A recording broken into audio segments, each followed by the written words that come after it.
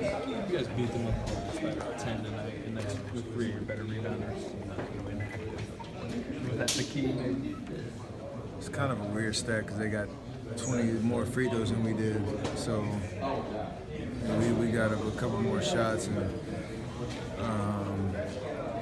overall, we did a good job of not letting them get offensive rebounds, which everybody kept the body on them to make them take contested jumpers and group rebounding, being in the right spots, and then you can control the tempo and get into your offense a lot quicker.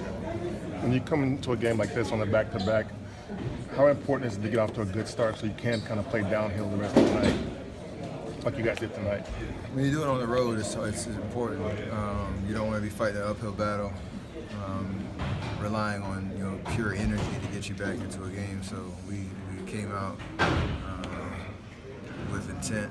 We got 2 quick steals, push the transition, set the tone that we were going to be physical in defensive end, and we took care of the ball most of the game. We only had 11 turnovers. So when you do that, you give yourself a great chance to let your offense take over and make them work on the defense. What do you think of what you got from Pat? Tonight was like the second most aggressive game I've seen him play, besides that exhibition game in Denver. He had a purpose to everything he did, and that's what we need him to do. It makes, no matter what lineup he's playing in, whether it's with the starting group or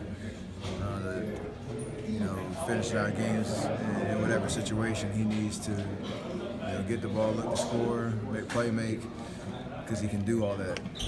And tonight he was very, very aggressive and putting pressure on the defense, and then on the defensive end he showed his versatility.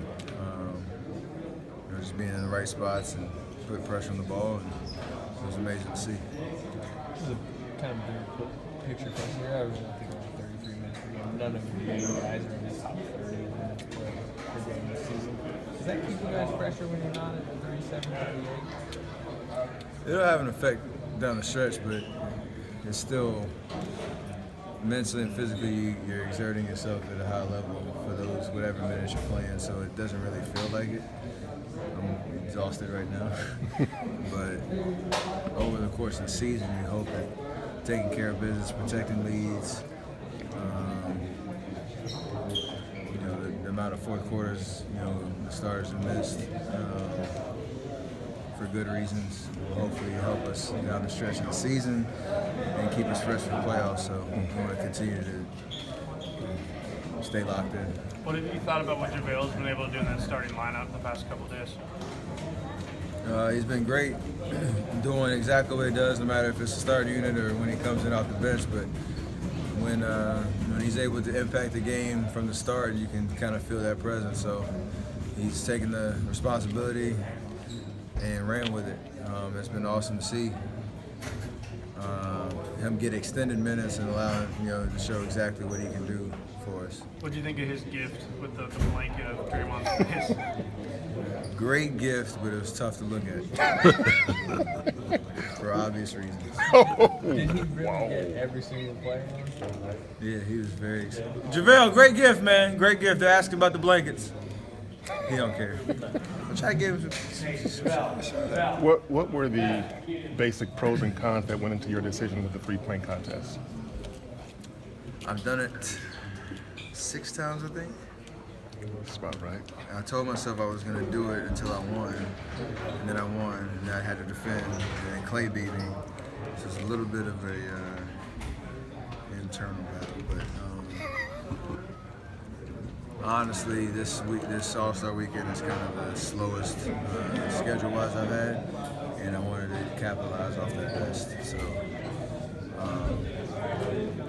it was a tough decision because I love the spotlight of kind of just being out there and shooting, and, compete with the field and yourself, and just it's so much fun to be out there with the lights and the atmosphere and it's just you and the rim. But I've put a lot of equity into that contest, and it's time to kind of move on. In terms of team chemistry, is this, you think, the best that you guys have been? This season, yeah. This season. Yeah, it's going to continue to get better, but we just figured out a flow and really the understanding of how we can be our best. When everybody's aggressive, everybody's locked in on both ends of the floor, what play calls we're running, what we're trying to get out of each play call.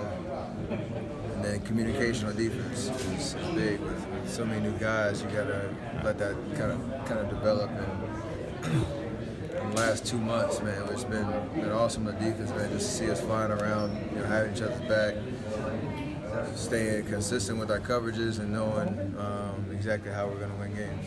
Great, thank you.